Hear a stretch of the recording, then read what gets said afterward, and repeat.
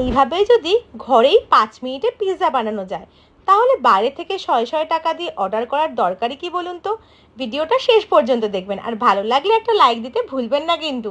প্রথমেই বাড়িতে থাকা কিছু স্লাইস ব্রেড ছিল, সেগুলোকেই আমি সাইডগুলো কাট করে নিলাম এবং একটা প্লেটের মধ্যে রেখে দিলাম। এরপর কিছু ঘরে রাখা ভেজিসগুলো আমি কেটে নেব। যেমন আমার কাছে ছিল পেঁয়াজ, ছিল না ক্যাপসিকাম, তাই জন্য আমি নিলাম ব্রাজিলিয়ান লঙ্কা, যেগুলো কিন্তু ক্যাপসিকামের মতোই টেস্ট দেয়, অ্যান্ড তার সঙ্গে টমেটো। এই সমস্ত ভেজিসগুলোকে আমি ছোট ছোট ছোট ছোট করে কিউব করে কেটে নিলাম। এই 3টে ভেজিসই কিন্তু এনাফ।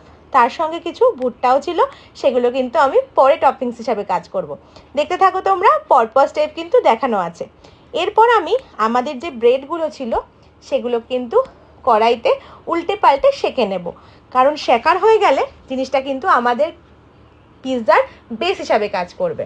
এইটাকে ভালো করে সেঁকে নিয়ে আমরা একটা প্লেটের মধ্যে তুলে রাখলাম। এরপরে নিয়ে নিলাম ডিম।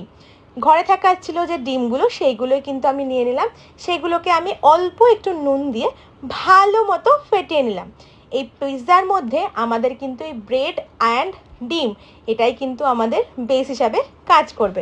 দেখে নাও, খুব ভালো করে ফেটানো ডিমগুলোকে আমরা কিন্তু তেলের মধ্যে ছেড়ে দিলাম এবং এটাকে হালকা করে যখন ফ্রাই হয়ে যাবে, তারপরে কিন্তু আমি ওই সেঁকে রাখা পাউরুটিগুলো ওপর থেকে কিন্তু পিৎজার বেস হিসাবে দিয়ে দিলাম। দেখো, খুব হালকা হাতে কাজটা করছি। ওপর থেকে ব্রেডগুলো আমি দিয়ে দিলাম। এবার এটা কিন্তু আমি ক্লিপ নিতে একদম ভুলে গেছি গো। এটা কিন্তু আমরা খুব আস্তে করে ফ্লিপ করে দিলাম। এরপরে দিয়ে দিচ্ছি আমরা পিৎজা সস। যেটা পিৎজা পাস্তা সস পাওয়া যায় সেটাই বাড়িতে ছিল, সেটাকেই কিন্তু আমি খুব সুন্দরভাবে এই বেসটার উপর ভালো করে ব্লেন্ড করে চামচ দিয়ে দিয়ে পুরো মিশিয়ে দিলাম। এটাই কিন্তু ভীষণ সুন্দর টেস্ট দেয়। এরপরে কিন্তু আমরা আস্তে আস্তে ভেজিসগুলো অ্যাড করবো, যেগুলো আমরা আগে থেকেই কেটে রেখেছিলাম। প্রথমেই আমরা অ্যাড করে নিচ্ছি পেঁয়াজ। দেখো, কিউব কিউব করে রাখা পেঁয়াজগুলো উপর থেকে আমরা অ্যাড করে নিচ্ছি এবং ওগুলো কিন্তু একটু ছড়িয়ে দেবে, এক জায়গায় দিলে কিন্তু ভালো লাগবে না দেখতে। দেখো কতটা কালারফুল লাগছে না দেখতে।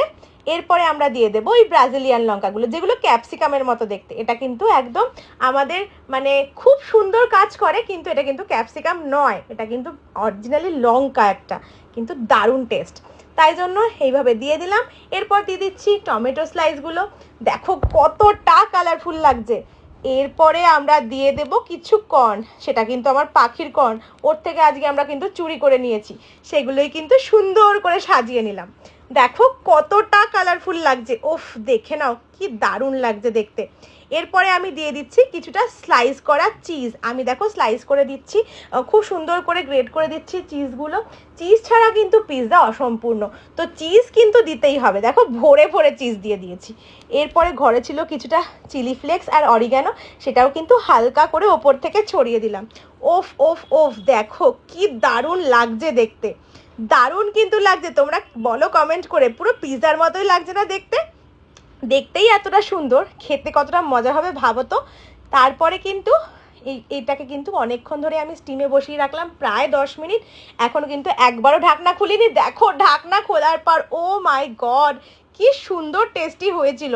তোমরাও যদি এরকম রেসিপি দেখতে চাও, অবশ্যই একটা লাইক দিও আর কমেন্ট করে মোর লিখে দিও, তাহলে কিন্তু এত সুন্দর সুন্দর রেসিপি আমি আবার নিয়ে এসো। দেখো কি দারুণ দেখতে না?